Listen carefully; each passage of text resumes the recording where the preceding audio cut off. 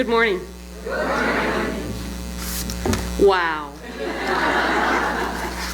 You just caused me to cry. You know, Macy, I've just known you since you came out of the womb, and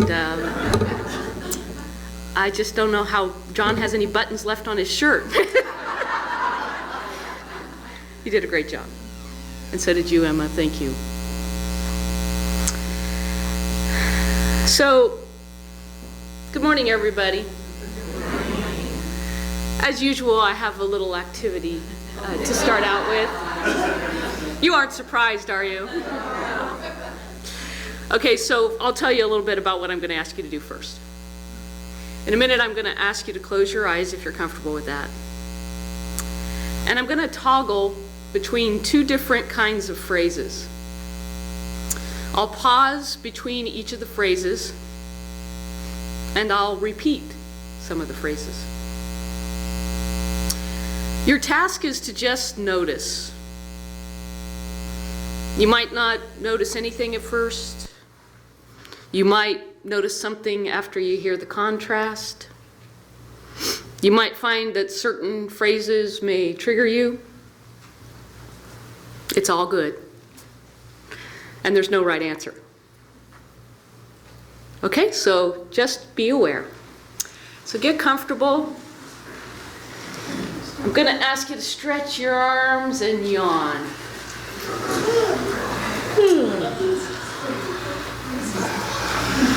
And perfect.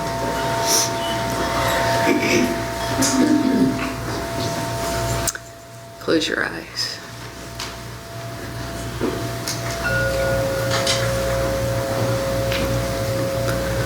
Let it go.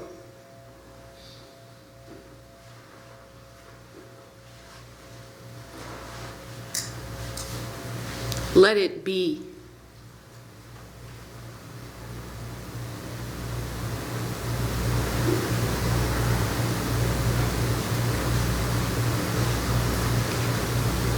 Let go.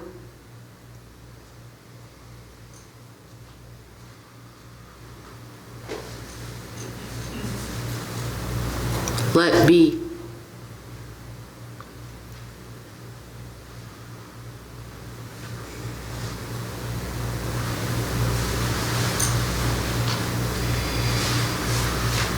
Go.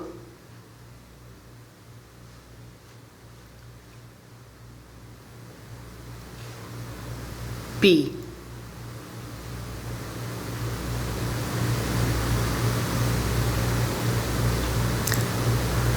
Let it go.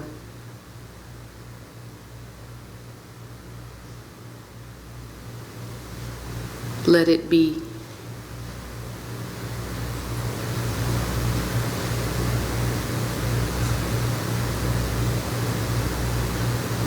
Go.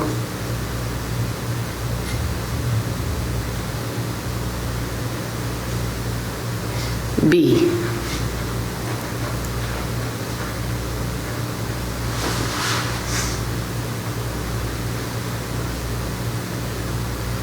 Okay, I'll ask you to bring yourself back into the room, and when you're ready, open your eyes.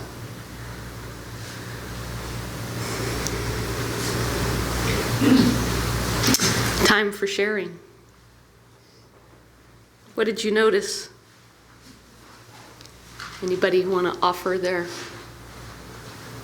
It became much more personal. It became more personal when? You said be. Okay. Sandy? After we got going, I started anticipating what you were going to say next. Ah, got into anticipation. Mm-hmm. The pauses led you to what's not coming next.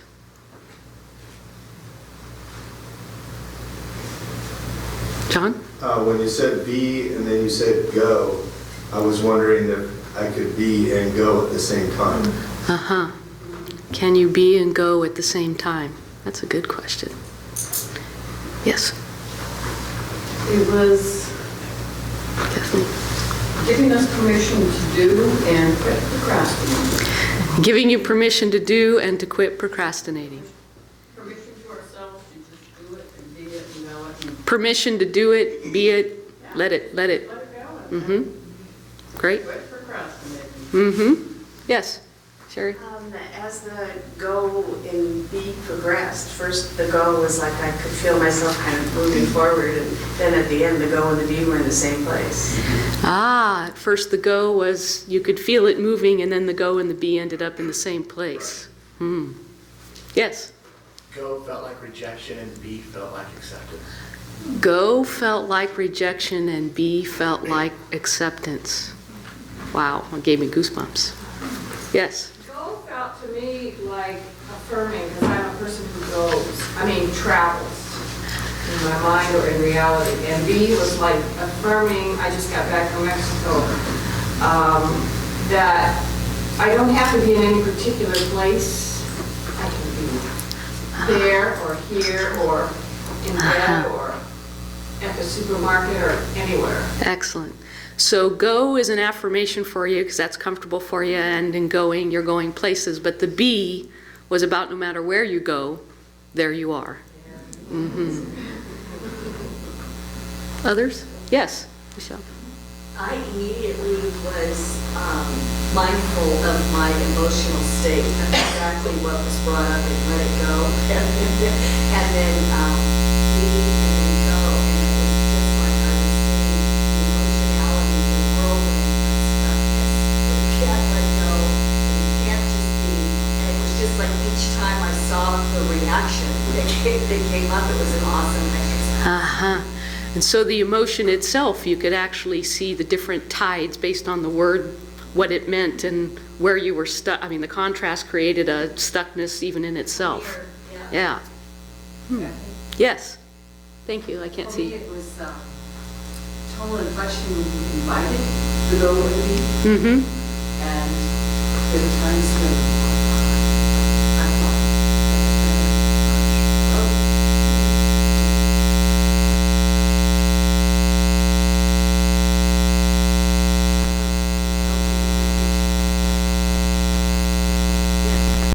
my invitation was, it's okay to let it go, just be. Let it go, just be.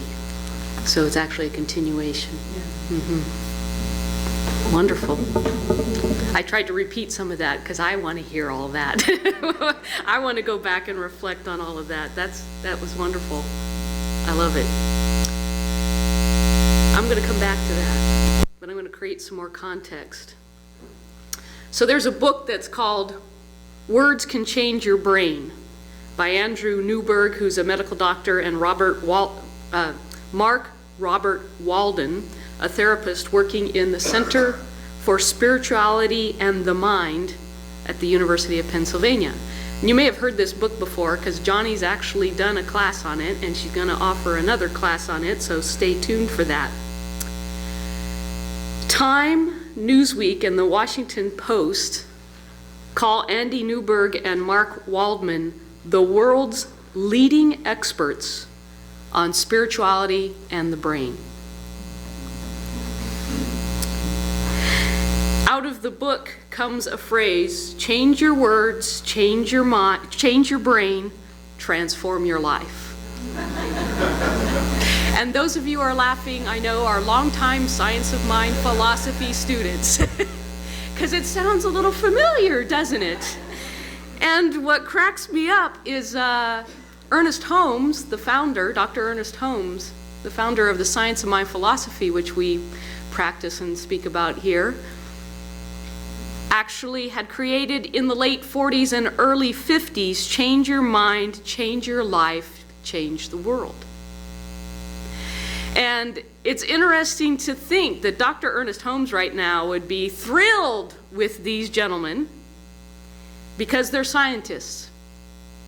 And Dr. Ernest Holmes believed that religion and science shall come together.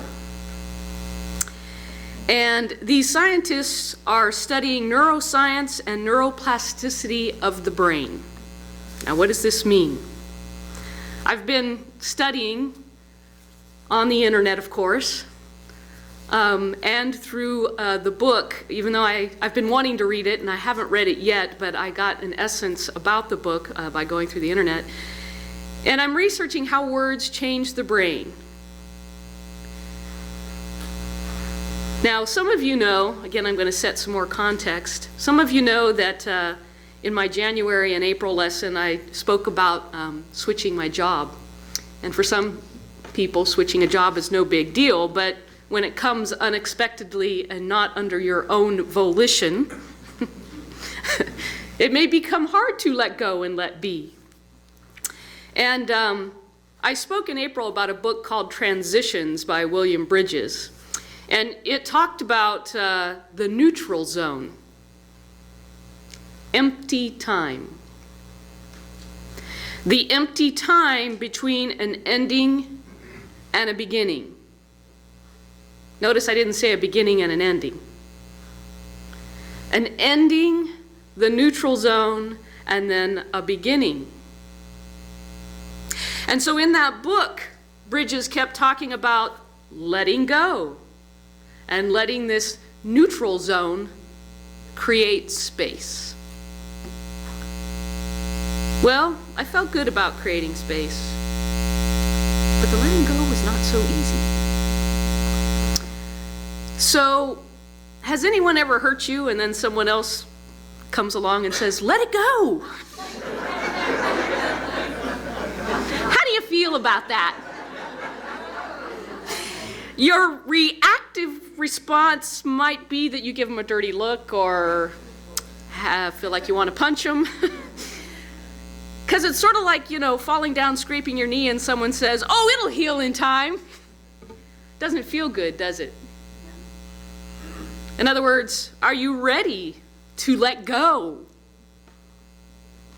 And letting go was like the scraping of the knee, in that I knew in time I would heal and that I could forgive and I could release. But until that time, now what? So Bridges, again, letting go takes time, and determining new direction takes time. It's not like knobs and dials on a machine. You can't just make the adjustments and away you go. And Bridges had also recommended making sure you weren't distracting yourself or just keeping yourself busy. He mentioned that the neutral zone needed to be a place where you allowed for decompression, openness, felt more expansive, more spacious. Let this neutral zone create a space for you. I'd also found this quote by Joseph Campbell, which a lot of people know. And it said, "We must be willing to let go of the life we had planned so as to have the life that is waiting for us." And I had mentioned in the previous lessons that I knew, it would be one of those experiences where you look back in life and say, it was the best thing that ever happened to me, but it didn't feel like that at the time. So letting go was this theme, the thing I was struggling with. And of course that was due to what the Buddhists call my attachments. And I had mentioned in the earlier lessons, thank you God, but it didn't happen my way. I did it my way. No, I didn't. So, asking yourself to let go and release and forgive means staring at what's hurting you. And again, that's like falling and scraping your knee. You may know that it will take the time, but staring at it isn't going to make it happen. It's like watching a pot of water boil. So, I, of course, continued to gather phrases or words that can change your brain to help me move up the emotional scale. Now, many of you are familiar with Abraham Hicks. Abraham Hicks has a lot of materials on the web, a lot of CDs and books such as this one called Ask and It Is Given. And in this book in particular, the idea is to move yourself up the emotional scale. In other words, you're not going to go from feeling depressed to feeling happy in one snap of the fingers. Well, it could happen. unlimited possibilities, but maybe isn't likely to happen for us because we have to move through our process. And so the idea from moving up the emotional scale comes from ask and it is given. And so I kept looking for phrases and words that would allow me to, okay, let's get from the pain and the negative aspects of what I'm feeling to the neutral zone. Neutral zone. Give me some neutral phrases to move myself from the negative to this neutral before I then move into the positive. So I found a couple quotes. Abraham Hicks, "You can't take sides against anything. If you would just be the one who is for things, you would live happily ever after. If you could just leave the against part out." Could you say that again? Yes. You can't take sides against anything. If you would just be one who is for things, you would live happily ever after. If you could just leave the against part out. Another quote by Abraham Hicks. "Every word you speak supports your perceived reality. Don't put words to the subjects you do not want to add momentum to." I'll repeat that one too. Every word you speak supports your perceived reality. Don't put words to the subjects you do not want to add momentum to. Sri Sri Ravi Shankram. "Nothing in the world can bother you as much as your own mind." In fact, others seem to be bothering you, but it's not others, it is your own mind.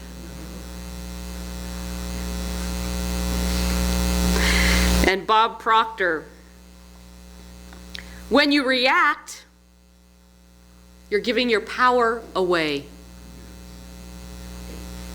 When you respond, you are staying in control of yourself." Now I want you to note that react is sort of like letting the outside change you. Responding is coming from the inside out.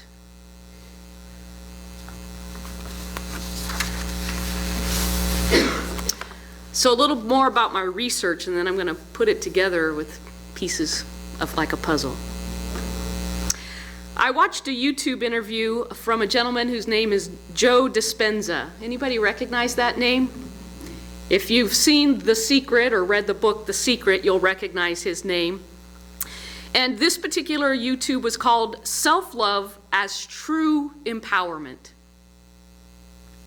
This YouTube gave me a really nice perspective to see what was happening in my last work environment. Joe talked about living in an environment where you feel you're in a constant state of survival. Is that good or bad? Okay, we're not going to judge. Survival is living in stress. Living in stress, your body cannot be in balance. But you may not know that you are imbalanced, or you may be continuing to try to balance while you are surviving. There is no calm there. You are always in alert. Alert, which tends to lead to reaction. So when you're in constant survival mode, you have this cyclical imbalance. You get imbalanced and you try to gain balance, but you're already imbalanced and it becomes cyclical, constantly adjusting, which eventually breaks the body down. We turn the stress response on and off all day long by our thoughts, which may be reactions. And that imbalance starts to feel familiar because you're surviving, so you're trying to adjust. And your new balance continues to lead to more imbalance, which continues to lead to contraction and disease or lack of health. Then Joe begins to talk about cause and effect. Again, science of mind philosophy students are very familiar with these terms. And from a science perspective, these are Newtonian physics, where the old scientific belief was that something outside of you changed you. Your environment changed you. Which then the environment influences how you're thinking and feeling, and you are limited by that environment. So this is what happens when we go into survival mode. Constant reaction, constantly rebalancing from the imbalance of reacting. But Joe Dispenza, this is the part that Dr. Ernest Holmes would love, is now looking at quantum physics, which says, today's scientific belief, you can cause an effect in your environment. I don't really need to ask this question of this group, but how do you do that? What would you say? Change your thinking, change your life, change the world. And that is by choosing your words, which goes back to what I mentioned earlier about words can change your brain, and they are scientifically proving this.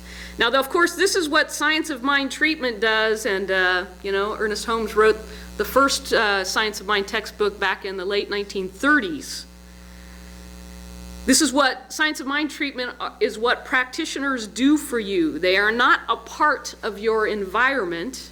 They start from within, knowing the truth, and then state the truth for you into the sea of one mind or the sea of one consciousness. So 2 more YouTubes that tie these pieces together. The gentleman who is the co-author of the book, Words Can Change Your Brain, has a 20-minute TED Talk. And if you want to look it up, his name is Mark Robert Walden, and it's from March 27th, 2010. And he begins by saying, God will change your brain even if you're an atheist. Why? Because God is a big idea.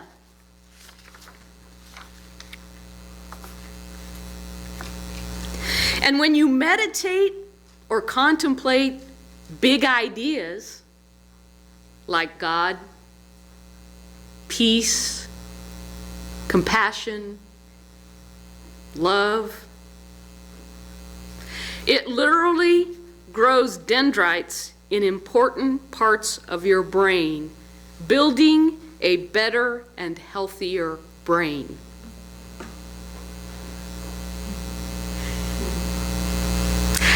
After 8 weeks, your thalamus changes its structure by 10%, changing your reality. Meditating on any positive belief system reduces your ego and moves you into the part of your brain where you disappear. And Kathy adds, into what I would say where you become one.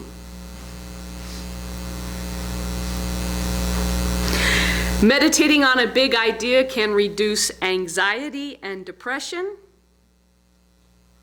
and it improves memory, cognition, social awareness, and consciousness. If you haven't been a member of this community, may I invite you now. Mark Waldman continues to share his own experience where he says he doesn't believe in, of course, the anthropomorphic God. And he got to know the medical doctor, Andrew Newberg, and he got to do meditation where they were using some of the tools I'm going to talk about in a second, where he got to a part where he felt filled with a sense of radiating light. You need to hear about that experience from him. At the same time, there is another group with a video that's called Transform Your Mind, Change Your Brain. Richard Davidson, who is a researcher and a doctor, spoke about an organization called Mind and Life Institute. And this institute actually has science working with the Dalai Lama and other meditating monks and measuring the brain activity. Both scientists are using a new technology that's called real-time fMRI neurofeedback. And they say it's an amazing thing because they put the monks in an MRI-like machine. Has anybody had an MRI? How loud is that? Really loud. And it's amazing that the monks can continue to meditate and to be in the space that they're in. So the medical researchers are watching these people's brain meditate, and meditation is changing the brain, and it talks about how by meditating, how we respond differently to stressful stimuli. Responding, not reacting. So Walden literally shows on his PowerPoint how when a patient sees negative words, it literally destroys the brain, starts to destroy the brain. And when they see positive words, it creates a healthier brain. They have discovered that what makes your brain healthier is to meditate on this big idea or a positive belief system. The scientists can actually watch the brain light up in certain areas. Now, the part that's really thrilling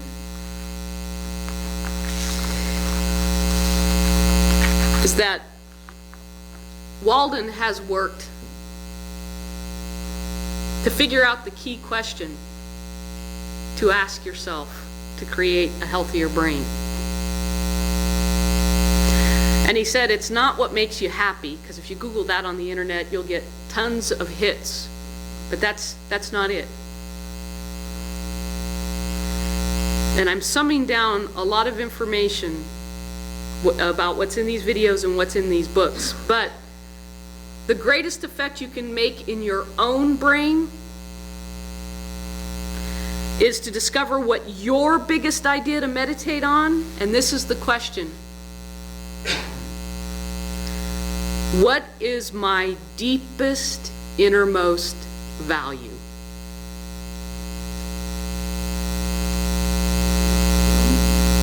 For some, it may be compassion, love, light, joy, peace. But whatever that big idea is for you, your deepest, innermost value, take it away, and in 8 weeks of meditating on that word, for just a few minutes each day, you will neurologically begin to change the structure and function of your brain.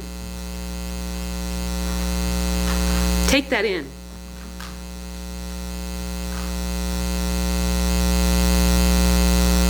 I hadn't worked on a structure of how for the next 8 weeks we get together to hold each other to that, but I'm very interested in that. 8 weeks of meditating on your key word for just a few minutes each day, and you will neurologically begin to change the structure and function of your brain to be healthier. So now let's go back to those phrases, let go and let be. Of course, much like spring, when you mentioned that go was affirming and felt good to you, as I am personally, a type A, and since I enjoy problem solving, when I hear let go, it's a do word, meaning there's energy to guide or direct in order to get to a certain result. And then I have people in my life for whom doing, do, busyness. And that feels to me more like forcing a river.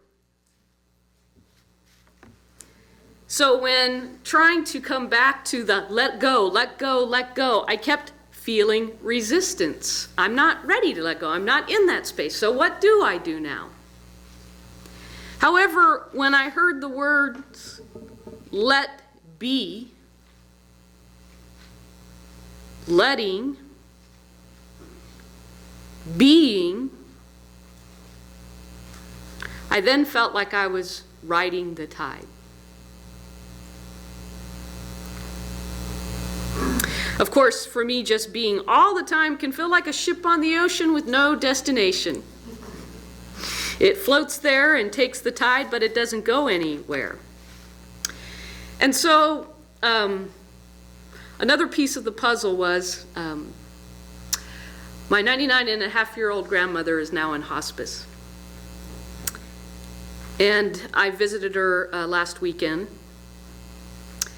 and doted on her when she allowed it, as in at one point after breakfast, it was just taking a hot washcloth and washing her face. And she said, "Oh, that feels so good." And it was like, yes, I can do and just love on you. And then there were times where she needed to sleep.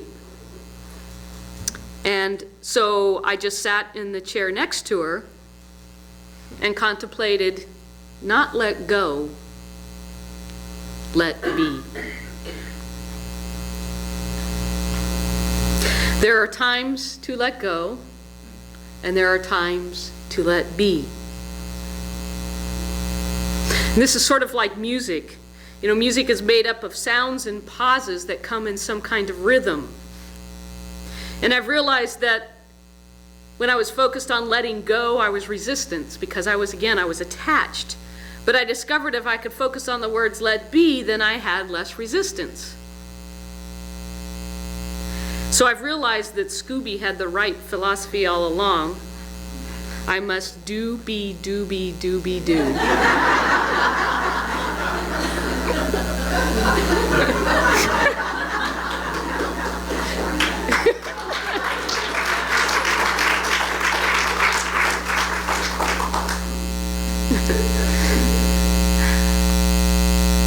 So I will close with one of my most favorite quotes at the moment. If you know you are the light, then there can never be darkness anywhere. Be the light, and people will find a way. Namaste.